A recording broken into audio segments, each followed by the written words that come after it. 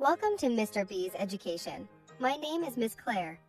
I'm one of the other teachers here at Mr. B's. In this video, I wanted to introduce you to some math vocabulary. When we're working on a problem, we need to be able to understand the vocabulary being used. If we're able to do that, then we'll have a better understanding of the problem. Knowing and using the correct math vocabulary also lets people know that you have a thorough understanding of the work you just did, and you are able to explain your solution intelligently to others. Are you ready to get started? Great, let's go. In these first few weeks, we're going to be reviewing some second grade skills. This is to ensure that we have a solid foundation before we start going into new third grade concepts. Two major topics that we are reviewing will be addition and subtraction. Let's start with the vocabulary used in addition. This isn't about the keywords to look for addition in word problems. We're just starting with breaking down the vocabulary in an addition equation.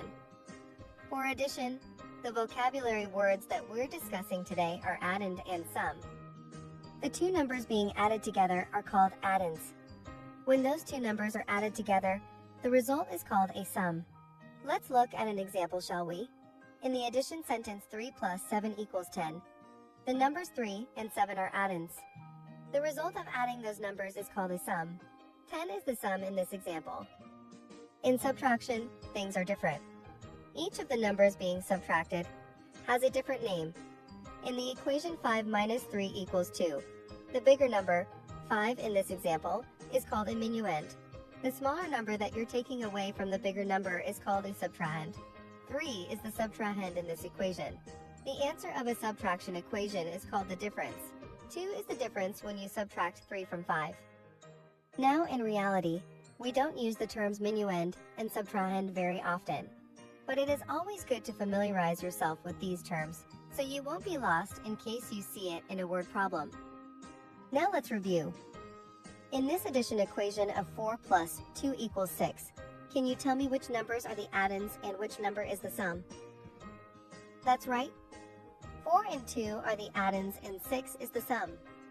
Great job. I can hear all of you wonderful scholars out there answering correctly. Wonderful.